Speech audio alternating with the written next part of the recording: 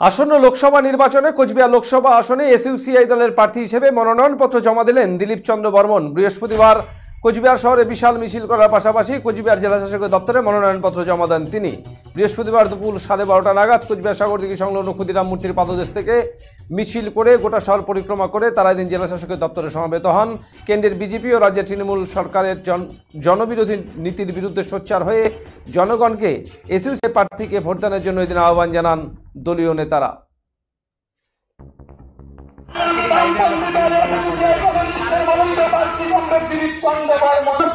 দিলীপ চন্দ্র বর্মনকে vote দিন। এসইউসিআই কমিউনিস্টের মনোনীত প্রার্থী কমরেড দিলীপ চন্দ্র বর্মনকে আন্দোলন গড়ে তুলতে কমরেড দিলীপ চন্দ্র বর্মনকে ভোট দিন।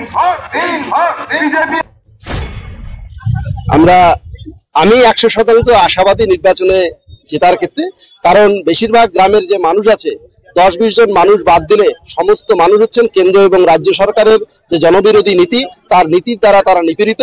ফলে একটা বুথে যদি 700 জন ভোটার হয়, তার হচ্ছে 680 জন মানুষই হচ্ছে কেন্দ্র এবং রাজ্য সরকারের জনবিরোধী নীতির প্রতি হচ্ছে নিপীড়িত, এবং সেই সমস্ত মানুষ এসইউসিআই দল সাধারণ মানুষের জন্য লড়াই সংগ্রাম করবে, তারা এসইউসিআই দলের পক্ষ থাকবে। এই জন্য আমি 100% আশাবাদী। নির্দিষ্ট করে মূল কোনো প্রতিদ্বন্দ্বী এটা হয় না, যারা নির্বাচনে লড়াই করে প্রত্যেকে প্রতিদ্বন্দ্বী, এবং যারা যারা দাঁড়াবে আমার প্রত্যেকেই প্রতিদ্বন্দ্বী হবে।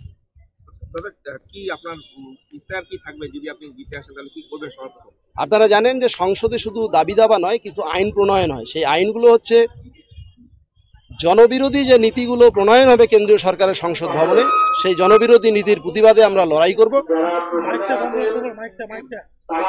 এবং জননীতির প্রতিবাদে আমরা যাব। এবং জানেন, আমরা কুচবিহার থেকে যদি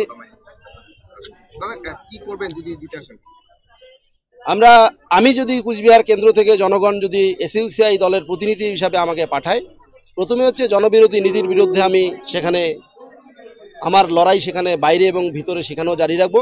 এবং কুচবিহারের একটা অন্যতম বড় দাবি, সেটা জানেন যে ফাঁসির ঘাটে একটা ব্রিজ দরকার, এবং ফাঁসির ঘাটে যদি ব্রিজ হয় তাহলে হচ্ছে শীতলকুচি, মাথাভাঙা এবং কুচবিহারের পশ্চিম দিক থেকে যারা কুচবিহার শহরে প্রবেশ করেন প্রত্যেকেই তারা অন্তত 14 কিলোমিটার তাদের কম ঘুরতে হবে, এবং টাপুরহাট, শুক্তাবাড়ি, চিলগিরহাট, পাটছাড়া এই সমস্ত জিপি, চান্দামারির যে মানুষ আছে, নিশিগঞ্জের যে মানুষ আছে, প্রত্যেকে তারা উপকৃত হবে।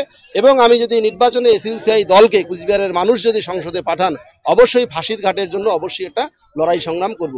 এবং কৃষি এর আগেই বলে